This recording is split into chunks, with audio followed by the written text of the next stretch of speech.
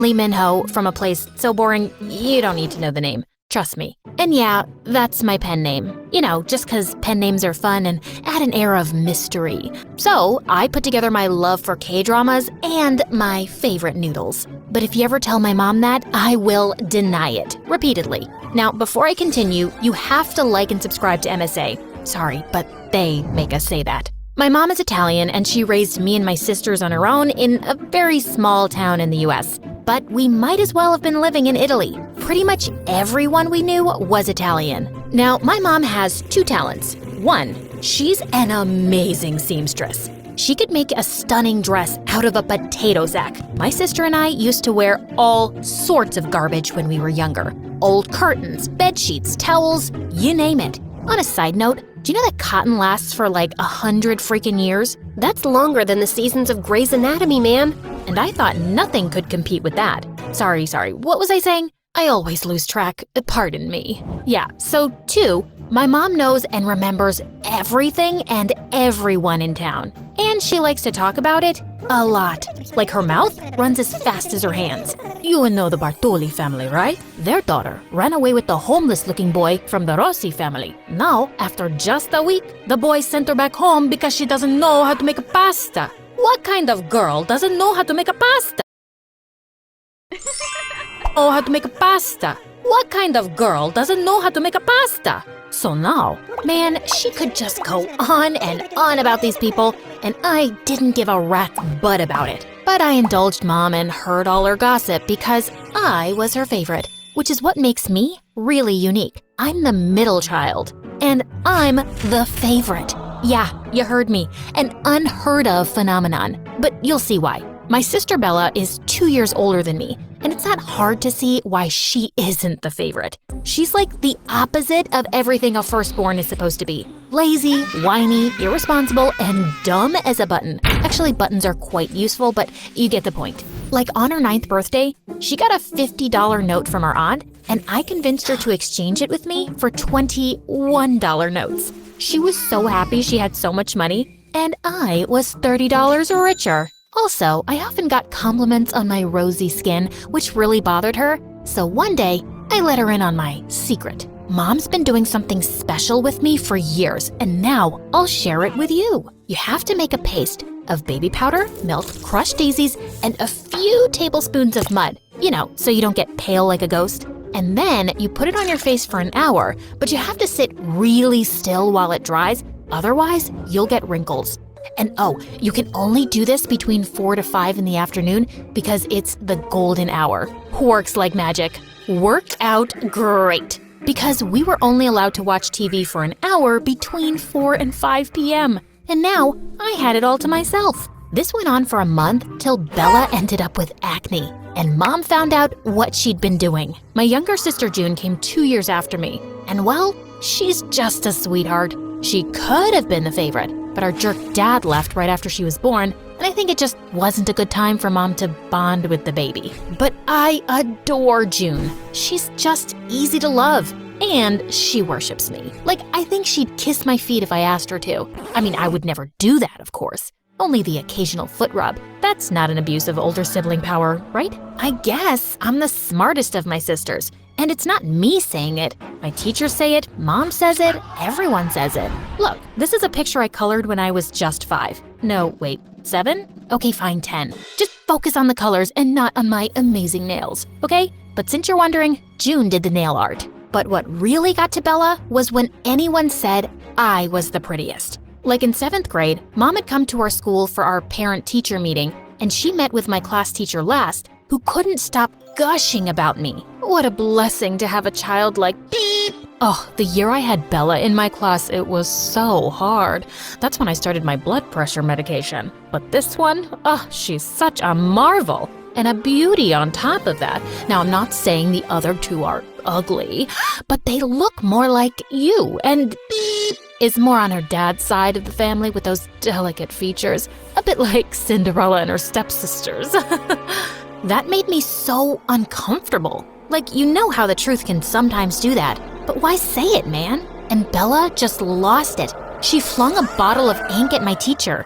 Oh my God, I ruined your clothes. Now, I'm not saying they were pretty to begin with, and you'd look like a sack of turnips no matter what, but I'm still sorry. Actually, they look less tacky now. Here's some more. Oh man, I laughed so hard, I peed a little. That was my fondest Bella memory ever. And yeah, there aren't many to choose from, but that one's pretty cool. Mom was really embarrassed though, and Bella got a reputation in town for being a little cray-cray. I honestly never cared that much about looks, but I understand why people are obsessed with being pretty. You get doors opened for you, someone will give you their place in a long line, offer to carry your stuff, or give up their umbrella for you and get soaked themselves. And sometimes you try to refuse, but people who won't take no for an answer. Also, pretty people are almost seen as superhumans. I mean, think of some beautiful person, and then think about them burping or farting or pooping. You can't imagine it, right? Because how could someone that pretty do something so nasty and basic? No, they must poop litter.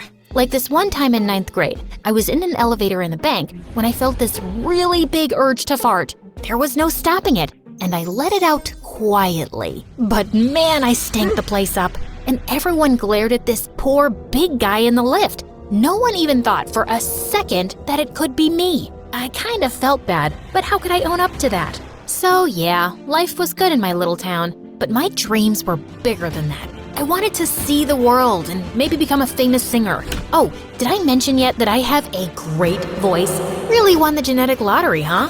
Please don't hate me, y'all. I'd sing at every school event and even participate in local talent shows or sing at some restaurants. And any money I made, I put away in my piggy bank. I was saving up to go to LA one day to be a star. But things took a wild turn in 11th grade. One day at breakfast, Mom was going through the mail when she nearly choked. Oh Lord, my prayers have been answered. Which ones? You pray a lot, Mom. Like seriously, God must be tired of you asking for so many things all the time. Will you just listen? You know our distant family friends.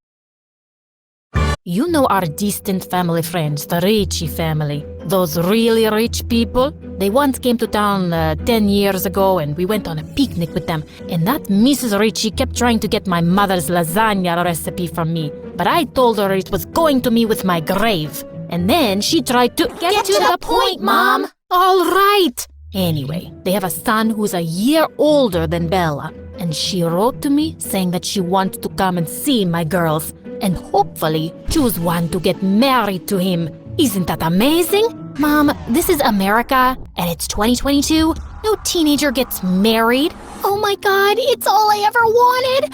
I've always wanted to be Mrs. Richie Rich. Yes, 100 times yes. Oh, it's like I'm Cinderella. I'll never have to work a day in my life again. You already never worked a day in your life, Bella. Look, Bella is almost 20. She barely passed school, she's useless around the house, and she'll never get a job. Also, people in town still think she's, unstable. Getting her married off to someone who isn't from around here is the best we can do. For us. Hear. Now listen, the only problem in this plan is you. I don't want to have you around when they come over. They might choose you instead, and I don't want to ruin this chance for us. I mean, for Bella. Fine by me. The Ritchie family was coming over that weekend, so Mom sent me off to my aunt a day in advance, right to the other end of town. I was in for a relaxing weekend. Aunt's house was close to a lake, so the next afternoon, I was sitting by the water practicing my singing when I spotted a boy swimming. And oh, mother may I, his blonde hair shone in the sunlight and the water rippled smoothly over his strong arms. Wow. Now, don't think I'm boy crazy. I find most guys annoying, actually. And who knew? Maybe this one was annoying too. But who minds a little eye candy? It's the only candy that's good for you. But suddenly, he let out a sound I've only ever heard a cow make in labor. A jellyfish bit me! He passed out and started sinking. I swam like a graceful mermaid towards him. Man, he weighed a ton. I managed to drag him to the shore and checked his heartbeat. Yeah, he was gonna live. And up close, he did look kind of annoying. You know, those boys who are too pretty and think the universe revolves around them? Yeah, he was definitely giving off those vibes. I thought I'd wait around till he came out of his beauty nap, so I started singing one of my original songs. You wanna hear about this girl who makes jealous witches hurl? She had beauty, she had brains, there was talent in her veins. Not that everyone was dumb, but the town made her numb. What? Stay here forever, that made her feel bummed. She knew that there was more, so much more to her life than the gossip and the small talk, being a dumb man's dumb wife. It's not hard to see, the girl I'm talking about is me. So if you wanna hear the rest, pay up now, it's not for free.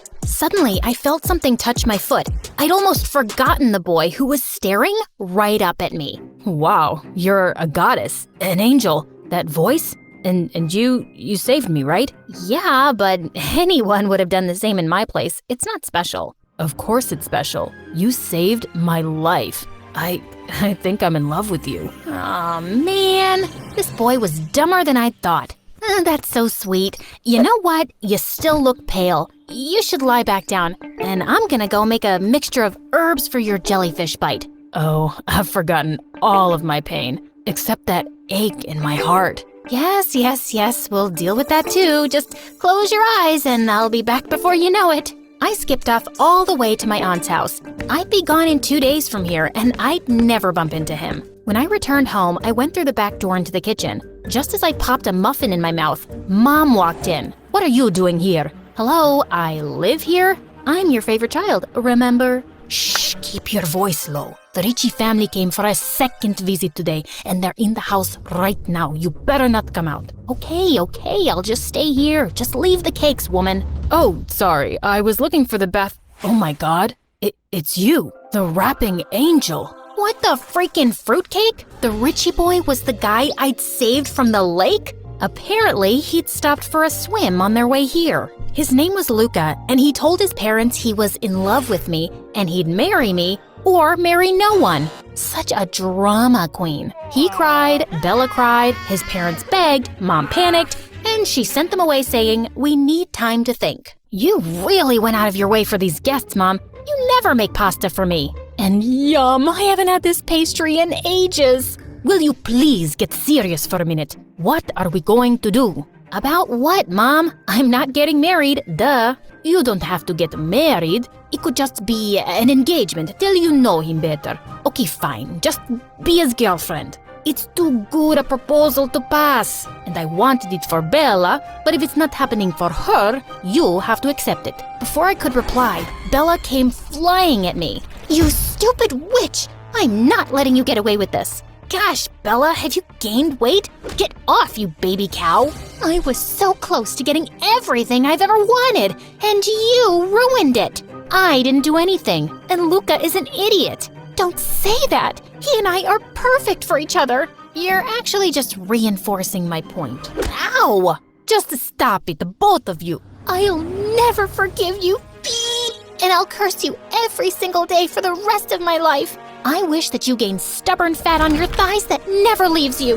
Well, I won't bore you with the details of what happened after. You know those annoying people who say, long story short, and then tell you every detail and all the bonus scenes? Yeah, I hate that. Anyway, I turned down the proposal, the Ritchie family left, but Luca sent letters non-stop. Bella stopped talking to me, which was amazing, but Mom stopped talking to me too. And then a month later, she got really sick. I ended up using all my savings for her treatment, and somehow, she emotionally blackmailed me into agreeing to date Luca. See, with great favoritism comes great responsibility. Mom favored me all her life, and as her perfect child, I felt the responsibility to make her happy now. Really, it's not easy being me. Of course, Bella was furious, and after she gave all my clothes to the neighborhood dogs, she started muttering things under her breath whenever she saw me. Gosh, so immature. Thankfully, Luca lived very far away and we just talked on the phone. But he called so much that eventually